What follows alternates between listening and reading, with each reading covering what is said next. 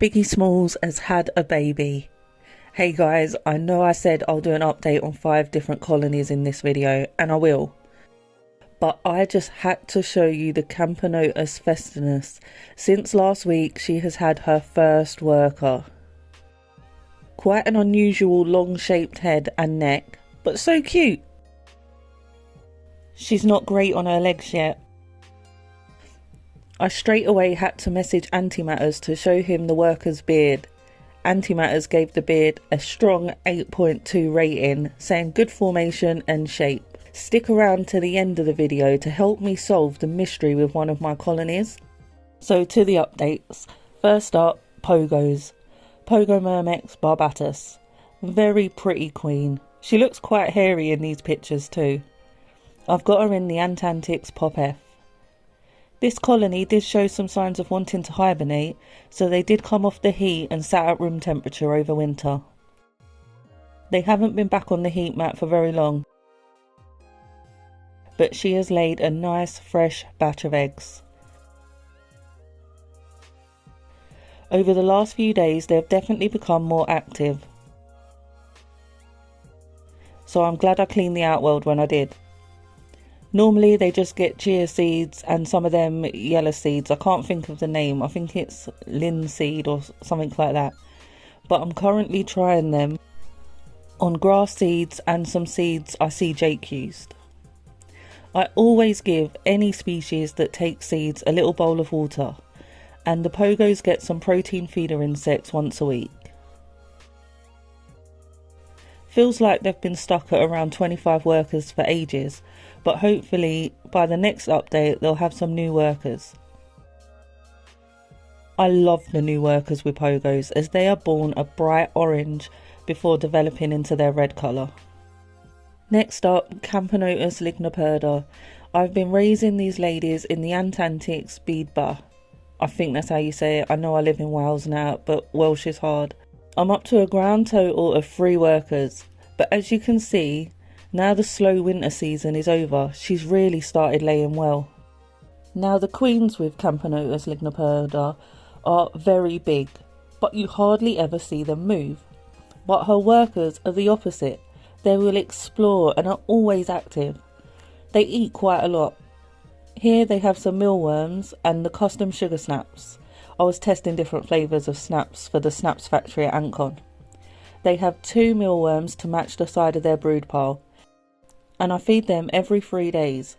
But as with most of my colonies, if I see an empty snaps bowl, I'll top it up. Next up are my Camponotus Herculeanus. The Hercs are in a Pop F.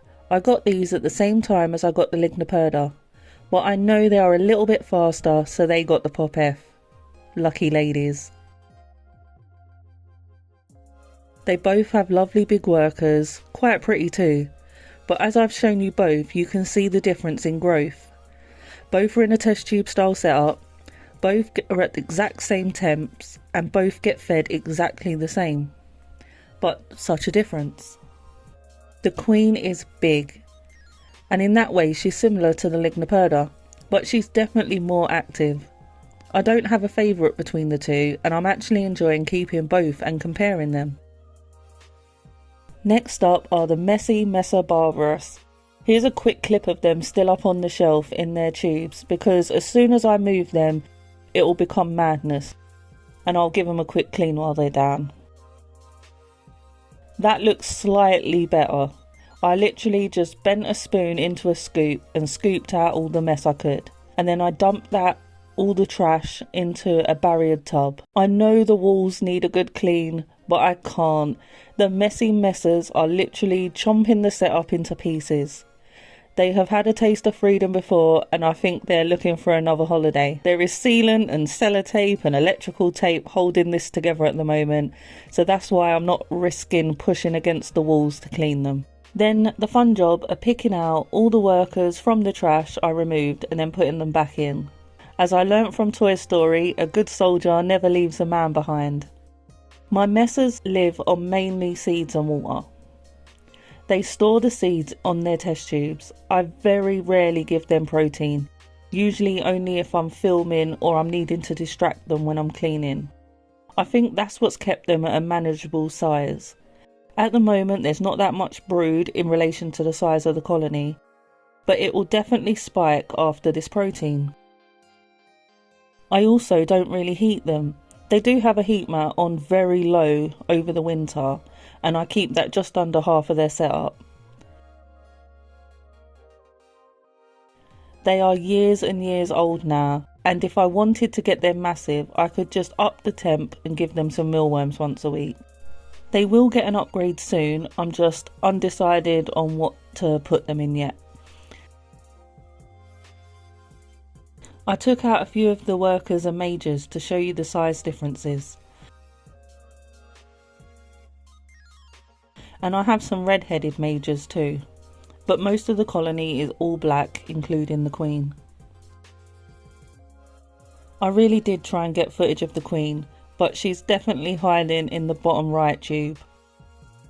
And that's why I filmed them on the shelf before moving them at the start, because any type of vibration and they all rush to the queen to protect her, or they're out running laps in the outworld, and all of the tubes look empty apart from the queen's chamber. Next up, the mystery I need help with, or some opinions or theories on, is with my droptail ants. The queen died. She's 100% definitely dead. She's been out of the colony for about a year now. There is definitely no other queen in there.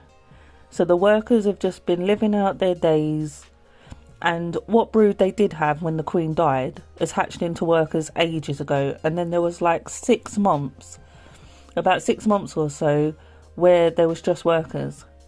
Then they randomly had eggs that they've been feeding and tending to, and that have been growing. Now, you may have seen me post about it in some of the Discord chats and heard some of the theories that people have given me there. And here's some of the ones that have been said. One suggestion was it must have been the queen that had laid them, and that the eggs had been hidden dormant somewhere and I'm only just seeing them now. I personally don't think it's that. I think I would have seen them. I don't think I would have missed it. Another theory is that the workers have laid eggs themselves, as if it's like some emergency thing to carry on the gene pool of the colony. But then the other thing is, will they hatch into anything? And if so, what will it be? Because surely they can't make workers, because nothing in there is fertile, they're just workers themselves. And if anything, would it be a male elate? What do you think? Either way, it's been interesting to see. Right, that's all for this video. Next video will be the same sort of thing as this, like an update on 5 colonies. Until next time, thanks for watching, take care, stay safe, bye!